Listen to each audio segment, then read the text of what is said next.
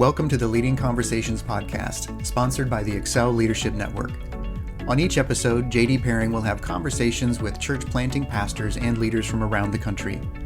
You can learn more about how to connect with Excel at the end of this podcast. Let's join J.D. now and listen in on this leading conversation.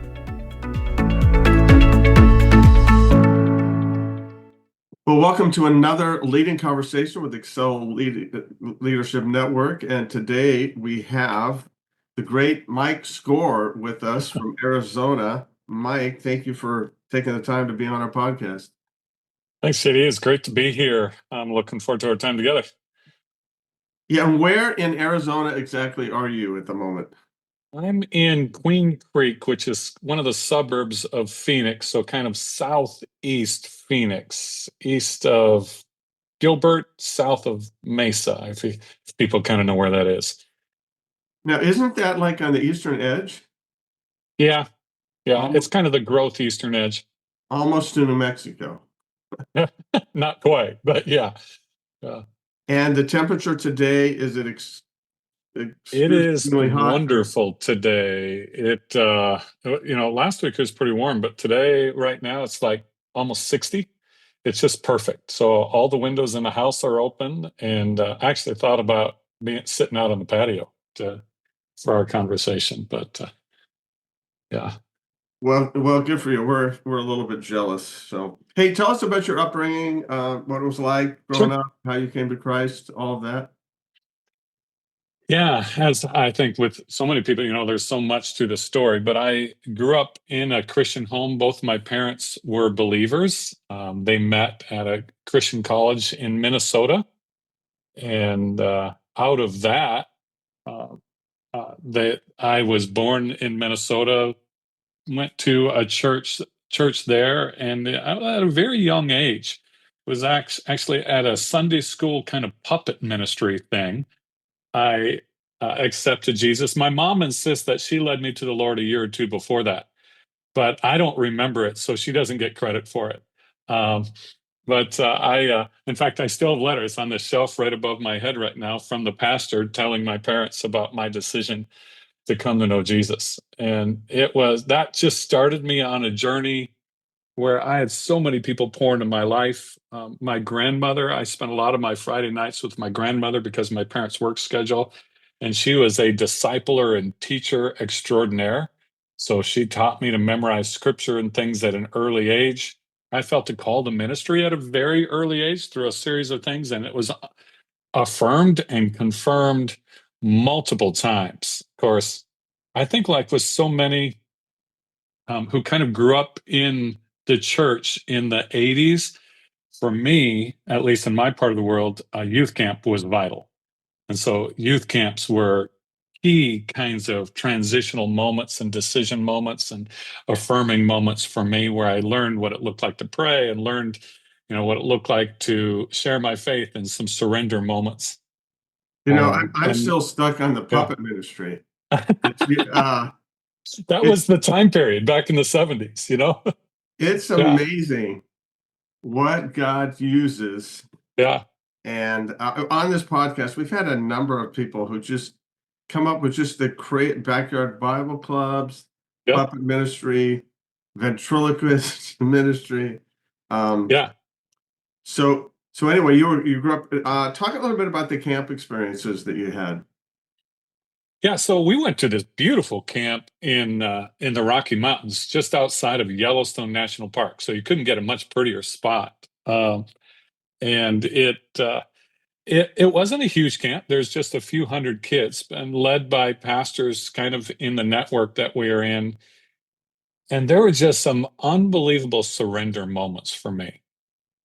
In the movement that I'm part of, which is a holiness movement, we would call them kind of sanctification moments, of those moments of surrendering different parts of my life and saying yes to the Lord.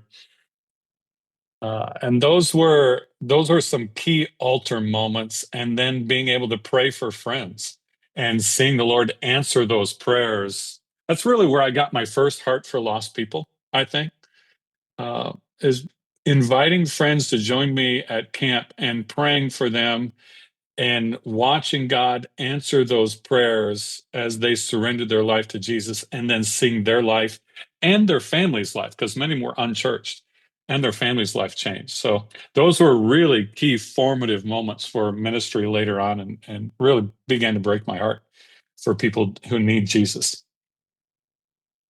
Well, I'm amazed at the number of people who were drawn to Jesus or even drawn to ministry through camps. It's amazing. I would say it's probably close to 50% of the people who come on this podcast. And and that was a big step for me as well, just kind of making a commitment. But I also realized that that is not something that we're doing much anymore. Camps have kind of gone by the wayside. Our schedules are so packed. We Yeah. need those 2, 3, 5 days away. We're not taking them. Yeah, and then there's the expense side of it. That's just reality that's killing it, because it's expensive. There's liability, there's all the logistical sides of things. Right. But and this wasn't a formal study, but kind of in the circles that I'm in, particularly in our kind of Wesleyan network, we did some there is a little bit more of a formal study where we can track the number of people who felt a call to ministry. So kind of the surge up and down based on when we've emphasized camps and youth conferences for teenagers and young adults. And when we've emphasized those, we've seen significant rises in people saying yes to Jesus, obviously, and calls to ministry. And when we've walked away from those, like in more recent years, we have these huge leadership gaps. Where it's like, why aren't people saying yes to Jesus? And part of it is we aren't giving them the opportunity, and cultivating a place and space, I think, is a key word. Place and space for them to really listen. Yes, I agree totally. And I also think we've gotten away from just the personal asking people or even Sunday at church. Yeah. There's an invitation to commit your life to Christ, or an invitation to, step up your ministry involvement, or maybe even go into full-time ministry. So, you said you had a bunch of people pour their lives into you as a kid. Were Yeah. people saying, Mike, you're going to be the next pastor, or you're going to do this? Yeah, there was some of that. My grandmother, of course, grandmas always believe in their grandkids, right? But she had those things. I had multiple teachers, some Christian teachers in a public high school who would speak into my life and affirm just kind of a teaching gift and some of those things, and some creative gifts. And then, pastors and leaders and counselors and friends, the list could go on and on and on, where those became important when I began to look back during difficult times to go, okay, this was affirmed. Don't give up during the times of dark, what the Lord told me, when there was strong light. I think was what my mom used to say. But yeah. Did you have a period of straying or rebellion at all in your junior and senior high years? Not so much. Well, yeah, I mean, there was definitely some in middle school, high school. There was some exploration. I had friends who I was like, I just kind of want to know what they're experiencing. So there was definitely some of those things. Not so much rebellion, but I went through a significant time of doubt. Actually, while I was studying for ministry, doing my undergraduate work, and just went on this journey for about a year and a half for me, it was a journey into apologetics. What are the proofs? What is this? Because I'm a kind of a cerebral person, and really got down to brass tacks of the proofs for Christianity, looking at other religions. And so it wasn't so much rebellion, but I needed to make what really was my faith, but I needed to make it even more my faith, kind of separating me from my parents and my growing up years. Now, where were you at college? I went to a little college in Oklahoma called, at the time, it was Bartlesville Wesleyan College. Now it's Oklahoma Wesleyan University. That's where I did my undergraduate work. Bartles and James, is that what it was? It's actually Bartlesville, Oklahoma is the home of Phillips 66, Phillips Petroleum. Oh, okay. Yeah. And in fact, Phillips Mansion is there. So not many people know that, but that's kind of what they're famous for. Hey, in a nutshell, describe what is a Wesleyan? A Wesleyan, really in a nutshell, is, we're part of the holiness movement.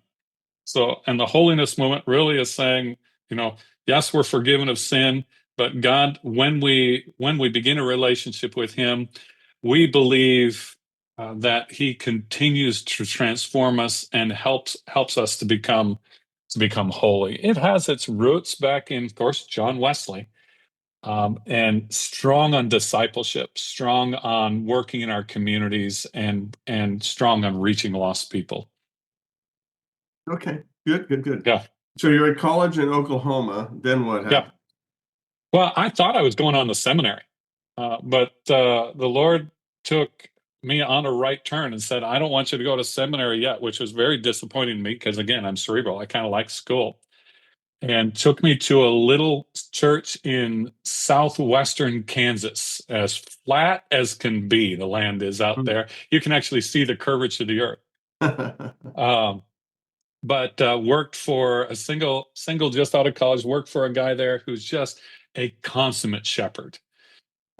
And that's where he wrote, because shepherding is not natural for me. Mercy is not in my spiritual gifts. But he taught me how to shepherd. Also met my wife there. She was hired on as a ministry intern, and it was a total setup. The only office space available was in my office, which wasn't true, but that's what they told everybody. So they put her in my office. I was her supervisor, and Larry, long story short, we got married sometime later. And so from there, served in that church, served as a teaching pastor in a church and small groups pastor at church in Michigan. From there, was called to help plant a church in Sacramento, California, where we were for 10 years. How was that? Tell us about that experience. We loved it. I fought it. I'll just be real honest. I fought it. So the church we were at in West Michigan was a fairly recent church plant that by the time we got there, but it had grown to nearly 1,000 people. So to leave that and to plant a church with two of our best friends, and those who are church planters know this, no promise of a salary, no promise of income. We're moving from Michigan to California, and California is very proud of its houses, charges a lot for them. And we just had our firstborn child. So there was a lot of fear in it. We actually had conversations for a year ahead of time saying, no, because our ministry and things were just so successful. And then the Lord really got a hold of our heart, and we went to visit, and we got on the plane afterwards, and we said, to say no to this would be disobedience. And so it was a total act of obedience, and it transformed everything. We loved it. We started in a little elementary school, eventually moved to the high school, and just saw so many people come to know Jesus over the 10 years that we were there. Planned to be there the rest of our lives. But of course, in about 2008, 2009, the recession hit, and a lot of our people moved out of state. And so we, like so many churches, had to make some adjustments there. And it was out of that my buddy and I, who, we were kind of the team leading the church, we'd laid off a lot of the staff, looked at each other and said, we can't afford the both of us. And so since I was in charge of staff, I laid myself off. And which that was one of the hardest ones. We did not sure where we were going. And that's where the Lord led us from California to North Dakota.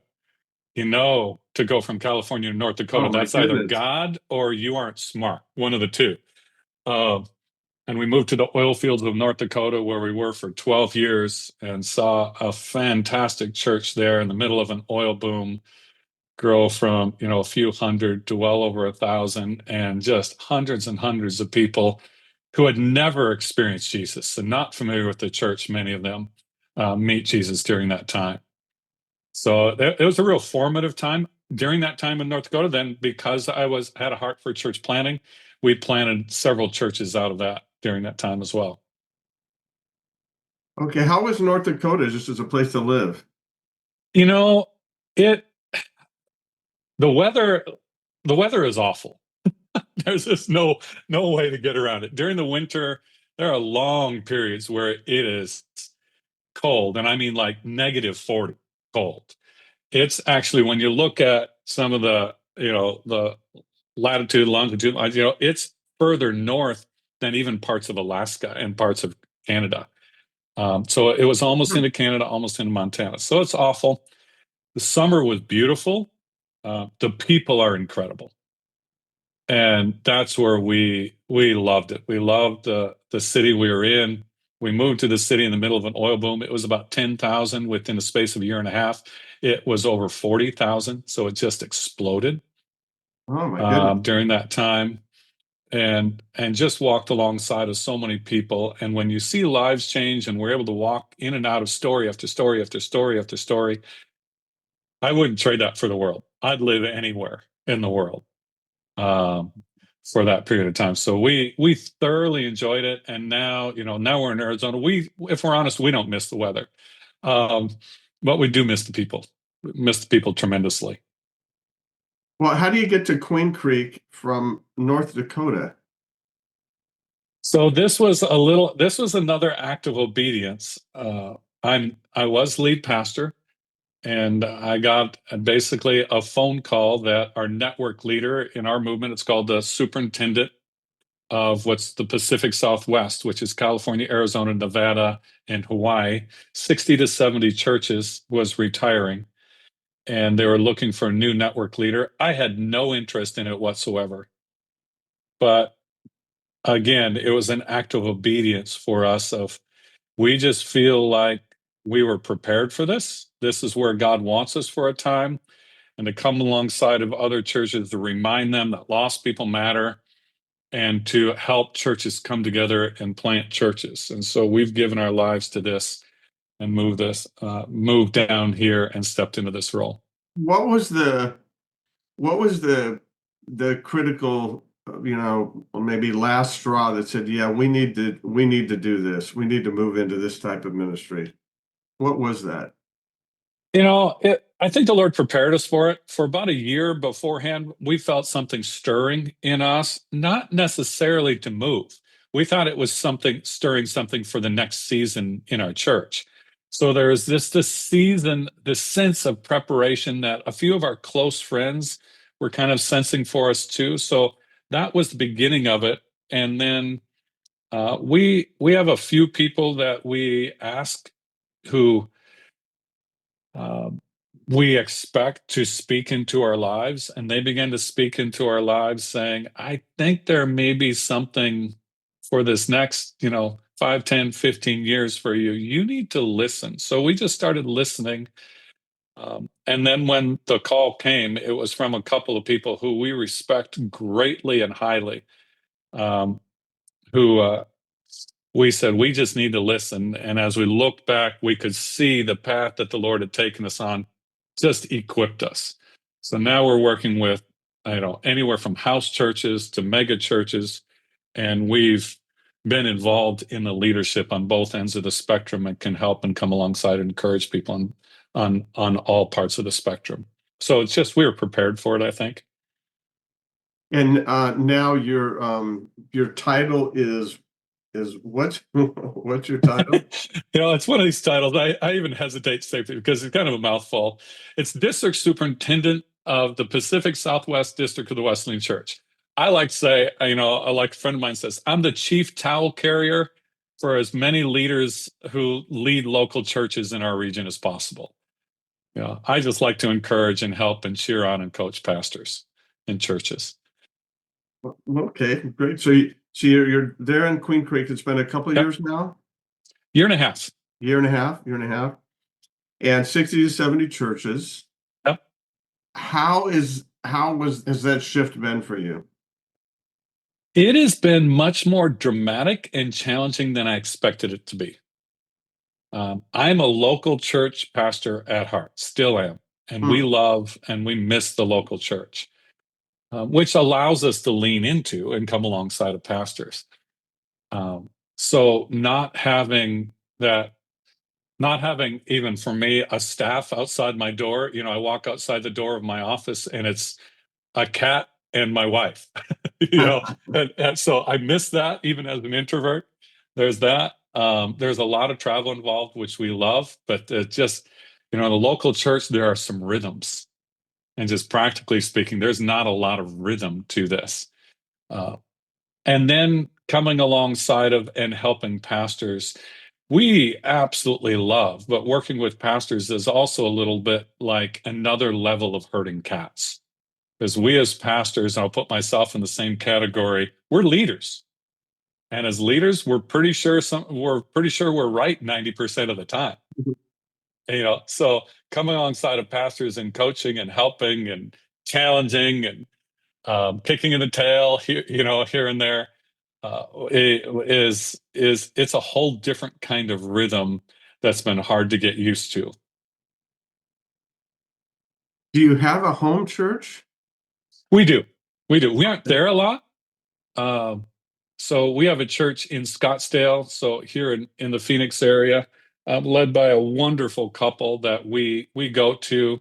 And then part of our team just planted a church in Gilbert, a little bit closer to our house, that as of the time we're recording this is 6 weeks old. They just had their 6th Sunday last week.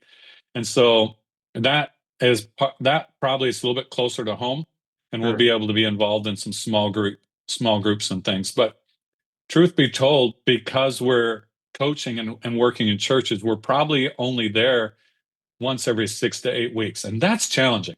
Yeah. Because we need, how long have I preached and taught that you need a local church? And I'm no exception to that. We're no exceptions to that. So we're trying to figure that out. Okay. Now, when I met you, I remember you said, yeah, we have 66 churches and I have a vision to plant some more. And you mentioned your goal. And I was a little surprised, like 67 churches. I think I know what the next goal should be, but yours was different than that. Talk about that. Yeah. So one of the first things we did is we looked into the research, and over the 4 states that we have, according to statistics, there's about 33 million people who we would say are spiritually lost.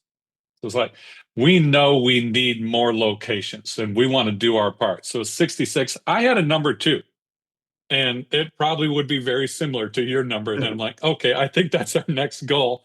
And I was sitting in church one morning and just felt the Holy Spirit say very, very clearly, that's not big enough. And I thought it was plenty big. I'll be real honest. It was still bigger than what I knew I could do. And I began to wrestle and pray through that. And it was almost a burning bush moment for me to say, no, we need to aim for 250 churches, locations across these 4 states. Now, that's churches of all shapes and sizes, from house churches to medium-sized churches, small churches to large churches. And so, there's it's a big tent. And then our first step beyond that was we just don't have enough leaders for that. So then our next goal has been to, in the next 5 years, just to begin to get us down the road, to raise up 100 new leaders from within our existing churches. And we're actually, with God's help, we've seen tremendous movement on that even in the last year, because I think you said it earlier. So many churches don't even teach on a call to ministry or give an invitation for people to say yes to a call to ministry. So we just made the simple challenge, just once a year, teach on a call to ministry and give an invitation for people to say yes. And we saw this last year, and the final numbers aren't in yet, but I'm going to guess we're going to be at least 5 to 10 times any previous year's numbers of people saying yes to calls to ministry. And so that's going to be the key for us moving forward. But it's a huge goal. And I think it's probably kind of a stupid, huge goal. But it's the goal that we're aiming for, and we're going to go after. And if we don't make it, okay, we don't make it, but we're gonna give our all to get as close to it as we possibly can. Well, I'm pretty familiar with stupid huge goals, so Yeah. and I think often they're from God because He's trying to stretch us beyond what we Yeah. think. Yeah, and church planting is a big part of that, obviously. Just talk a little bit about what you're trying to do with church planting. So we've got a few different things. I mean, we've had just a tremendous year this last year. My first year and a half, we put about 15 churches in somewhere in the process to plant a church. And again, trying to say, there are different kinds of churches for different contexts. So we have all different kinds of churches in that, from large capacity to small church capacity, and just trying different things. But moving forward, there's going to be a couple of keys. We've kind of divided our district into 4 strategic zones, and we're actually 5 strategic zones. We're asking each zone for churches to come together and say, these 3 churches, these 4 churches are going to come together, and we're going to come together and be the parents to one or more churches in our area. So, and what we talk about is church planting is the result of reaching lost people and discipleship. Instead of trying to drive it and say you have to plant 2 or 3 churches, are you reaching lost people? Are you raising disciples? Are you developing leaders? If that's happening, then let's strategically plan to plant churches. It's not an afterthought, it's an intentional strategy, but it's not something that we're driving. We're saying this is a result of these 3 things, but we're going to intentionally plan for it to happen as we move forward. So we're looking for groups of churches, and then we're also just praying for leaders we haven't met yet to join us. And you've introduced us to some leaders who are from outside of our movement who have joined our movement, and we're seeing some incredible things and partnership happen with those too. So we're just trying to build network partnerships as well, to say yes as often as we can to reach as many people as we can. Good stuff. Good stuff. Hey, Yeah. give us a leadership tip. Mm. I think one of the leadership tips, interesting you say that. I was just writing a lesson for something coming up, and it's not original with me. I couldn't tell you even where it came from. I should probably know so I can give the person credit. But your tolerance for tension determines your potential for growth. Your tolerance for tension determines your potential for growth. And really, the illustration I use for that is a rubber band. What's the purpose of a rubber band? How do you know a rubber band is fulfilling its purpose? It's when it's under tension. If it's not under tension, it's not doing its job. And I'm convinced that we as leaders and as churches need to constantly not introduce bad tension, because there's good tension and bad tension, but we need to be bringers of tension, and we need to lean into tension, because I know about all of us. When tension, when pressure, when pain happens, I look for the exit. But the greatest growth has always happened when I lean into moments and seasons and times of tension, whether the Lord brought them or whether they're the result of living in a broken world. He'll still redeem and grow me through it. And I think sometimes we need to bring that even to our local church, to our staff, to our leaders, is what's the tension point that we can introduce to help us grow. Excellent. That is really good. I haven't heard that before. Give us the statement again about the tension. Your tolerance for tension determines your potential for growth. Your tolerance for tension determines your potential for growth. Yeah. Great It's probably stuff. a better way to wordsmith that, but that just works for me. Well, when you write the book on it, we'll buy it. Yeah. Well, hey, I've appreciated getting to know you. Appreciate your vision, what you're doing. Excited about the future. Yeah. And just seeing people come to Jesus. So that's the cool thing. Thanks for your time. greet your wife Kylie for us, and we'll be working together in the future, I hope. So thanks so much, Mike, for your time today. Thank you. You have a great day. You too.